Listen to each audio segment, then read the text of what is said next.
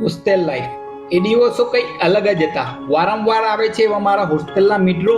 એ દિવસો કંઈ અલગ જ હતા. એ દિવસોની મોજ કંઈ અલગ જ હતી. વારંવાર યાદ આવે છે મારા મિત્રો.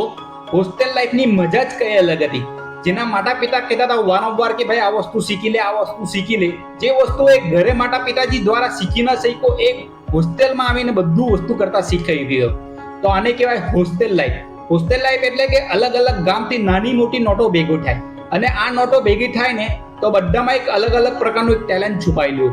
પણ જ્યારે આ બધા ભેગા થાય છે, આ ટેલેન્ટ એક સાથે દેખાડી નથી દેતા કે મારી પાસે આ ટેલેન્ટ છે. જેમ જેમ હોસ્ટેલમાં રહે છે તેમ તેમ સમય જાય છે, 1 મહિનો 2 મહિનો પછી તમને બધાનું અલગ અલગ રીતનું ટેલેન્ટ જોવા મળે છે. જ્યારે હોસ્ટેલમાં હોલમાં જમવા જઈએ છીએ ત્યારે કોઈ જાતનું આપણને શાક નથી ભાવતું, તો તે દિવસે સાંજે ચોક્કસ એક પાર્ટી હોય, અને પાર્ટીમાં ભેલ હોય, અને ભેલ અથવા મેગી હોઈ શકે છે. તો જે લોકો ઘરે કામ ન કરતા હતા તે લોકો ડુંગળી અને ટામેટા સુધારતા તમને જોવા મળશે. પોતાના કપડાં જાતે ધોવા મળે, અને પોતાનું કામ બધું જાતે કરતા જોવા મળશે. પોતાના ઘરે રાજકુમારની જેમ રહેતા હતા, અને હોસ્ટેલમાં પોતાની જવાબદારી અને પરિસ્થિતિના પ્રમાણે રહેતા શીખે છે.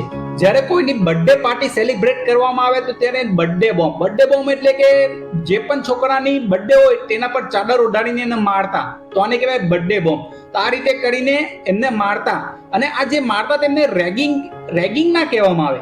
કેમ કે જ્યારે પણ કોઈની બર્થડે સેલિબ્રેટ થાય છે તો બધાની બર્થડેમાં બધા વ્યક્તિઓ દ્વારા લાભો તો બધાએ લીધેલો હોય, તો આને રેગિંગ કહેવામાં આવશે નહીં.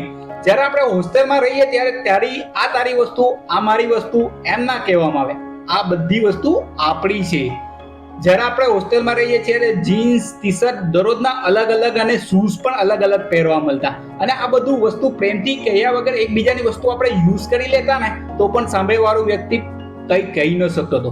અને જ્યારે આપણે બહાર ખાવા જવાનું હતું ને, તો ચાલો કે આજે ચા પીવા જવી છે કે આજે નાસ્તો કરવા જવો છો, તો 10 જણા હોય તો 10 જણના પોકેટ ચેક કરીએ, ને પોકેટમાં પણ વધારે પૈસા નીકળે ને તો તે દિવસે એ માણસ દ્વારા પાર્ટી આપવામાં આવતી હતી. આને કહેવાય હોસ્ટેલ લાઈફ. હોસ્ટેલ લાઈફ તમને પરિસ્થિતિ પ્રમાણે જીવતા શીખવે છે. હોસ્ટેલ લાઈફમાં જો કોઈના ઘરેથી જો નાસ્તો આવે ને તો એ બીજા દિવસનો સુરત તમને જોવા ના મળે. એટલે કે તે નાસ્તો તે દિવસે જ પટી જતો. આપણને ઘરેથી માતા પિતાજી દ્વારા નાસ્તો આપતો કે ભાઈ મારો પોયરો નાસ્તો લઈ જાય છે, કે મારો છોકરો નાસ્તો લઈ જાય છે, તો આ એનો 15 દિવસનો કે 20 દિવસ સુધી ચાલશે. પણ એ નાસ્તો બીજા દિવસનો સૂરજ જ નહીં જોવા મળે. અને હોસ્ટેલમાં જો કોઈના જો વાલી જો આવવાના હોય ને તો એમનો રૂમ 15 મિનિટની અંદર ચકાચક થઈ જતો.